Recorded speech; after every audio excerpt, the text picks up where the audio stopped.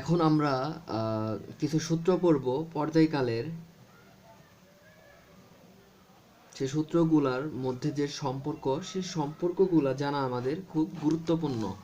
তো পর্যায়কালের সূত্রের মধ্যে আছে টি ইকুয়াল টু হচ্ছে 2 পাই রুট ওভার হচ্ছে এল বাই হচ্ছে জি, অর্থাৎ এল হচ্ছে এখানে দৈর্ঘ্য। এই দৈর্ঘ্যের সাথে রুট ওভারের সম্পর্কটা কি হচ্ছে, সমানুপাতিক সম্পর্ক হচ্ছে, আর নিচে যেটা আছে সেটার সাথে বর্গমূলের ব্যস্তানুপাতিক জি। ঠিক আছে, এগুলা তো তোমরা জানো আমি আশা করি। তো 2 পাই লেখা যায় আবার রুট ওভার এম বাই কে। এখানে এম হচ্ছে ভর আর কে হচ্ছে স্প্রিং ধ্রুবক ইকুয়াল টু লেখা যায় 2 পাই রুট ওভার সরণ বাই হচ্ছে ত্বরণ। ঠিক আছে, এগুলা তোমাদের যে সূত্র জগৎ দেওয়া হয়েছে সেই সূত্র জগতের মধ্যে এগুলা ডিটেলস দেওয়া আছে, তারপরেও আমি একটু একটু দেখাচ্ছি। ইকুয়াল টু হচ্ছে 2 পাই বাই হচ্ছে ওমেগা, ওমেগা হচ্ছে কৌণিক বেগ, ইকুয়াল টু হচ্ছে কি 1/n, n হচ্ছে কি কম্পাঙ্ক, এটা হচ্ছে কম্পাঙ্ক। Okay, equal to small t divided by হচ্ছে ক্যাপিটাল এন। এই এন হচ্ছে মোট দোলন সংখ্যা।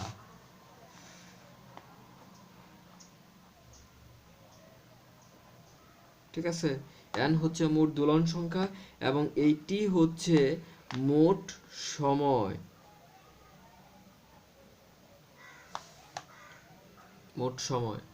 আর এই ক্যাপিটাল টি সেটা হচ্ছে পর্যায়কাল, আর এই স্মল টি হচ্ছে মোট সময়, দুইটা কিন্তু আলাদা।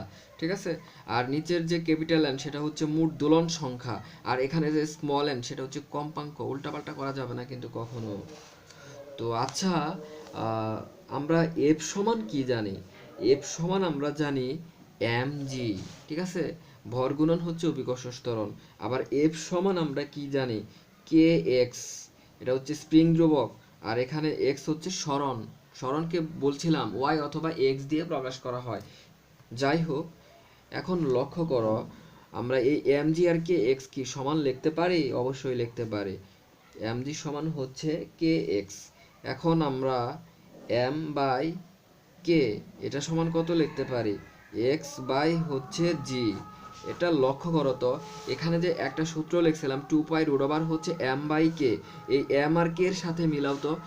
এই m by k, m by k এর পরিবর্তে কি লিখতে পারি? এক্স বাই হচ্ছে জি। তারপরের লাইনেই এই এম বাই কে এর পরিবর্তে দেখো 2 পাই আছে, রুট ওভার আছে, আর এখানে এম বাই কে এর পরিবর্তে চেঞ্জ হয়ে সরণ বাই ত্বরণ হয়েছে। তো m by k, m by k মানে কি? ভর বাই হচ্ছে স্প্রিং ধ্রুবক। আর এক্স বাই জি মানে কি? এক্স হচ্ছে সরণ, আর জি মানে কি? ত্বরণ, অভিকর্ষ ত্বরণ, সেটা তো এক প্রকার ত্বরণ, ঠিক না? এজন্য সূত্রের মধ্যে রুট ওভারের ভিতরে লেখা হয়েছে 2 পাই রুট ওভার সরণ বাই ত্বরণ, এই এম বাই কে এর পরিবর্তে সেটা। বুঝতে পারছো বিষয়টা কি ক্লিয়ার? আশা করি কনসেপ্টটা ক্লিয়ার। ওকে, এখন কণিক বেগ সম্পর্কিত যে সূত্রগুলো আছে সেগুলো আমরা একসাথে লিখব। ঠিক আছে, তো কণিক বেগকে কি দিয়ে প্রকাশ করা হয়? কণিক বেগকে ওমেগা দিয়ে প্রকাশ করা হয়। ওমেগা সমান আমরা কি জানি? ওমেগা সমান আমরা জানি 2 পাই বাই হচ্ছে টি, এই টি হচ্ছে পর্যায়কাল, সমান আমরা কি জানি? 2 পাই এন, এখানের যে এন দেওয়া আছে সেটা হচ্ছে কম্পাঙ্ক। আবার 2 পাই, এই স্মল এন এর পরিবর্তে এন বাই টি লিখতে পারি, ইকুয়াল টু রুট ওভার কত? কে বাই এম, ইকুয়াল টু কি? ভি বাই আর। এগুলো লেখা যায়। তো আচ্ছা, এটা থেকে দেখো তো, আহ, এই অংশ এবং এই অংশ, এই দুইটা অংশ থেকে কি লেখা যায় দেখো তো। কে বাই এম সমান, এটাকে রুট ছিল, এই রুটটাকে তুলে দিলাম, তো এই রুটটাকে তুলে দিতে হলে কি করতে হবে? স্কোয়ার করে দিতে হবে, তার মানে এই অংশে স্কোয়ার করতে হবে, তার মানে ওমেগা স্কোয়ার। ঠিক আছে না? এটা কিন্তু পাইলাম আমরা। ঠিক আছে, এভাবে কিন্তু পাওয়া যায়। আবার এন, দেখো, এই সম্পর্ক থেকে, এটা আর এটা থেকে, এই 2 পাই এই দুইটা থেকে যদি আমরা ইকুয়াল লিখি, এভাবে যদি চিন্তা করো, 2 পাই এন ইকুয়াল টু হচ্ছে two pi N by T. এই টু পাই বাদ দিলাম, তো থাকলো কি এন সমান কত থাকলো, এন বাই টি। বুঝতে পারছো কিভাবে কি হচ্ছে, এন ইকুয়াল টু হচ্ছে এন বাই টি। তো এখন আবার এই অংশ এবং এই অংশ থেকে আবার কি লিখতে পারি আমরা, দেখো তো, এটা যেহেতু সমান, তো এটা থেকে আমরা লিখতে পারি টু পাই বাই হচ্ছে টি সমান কত লেখা যাচ্ছে, two pi N by T, ঠিক না?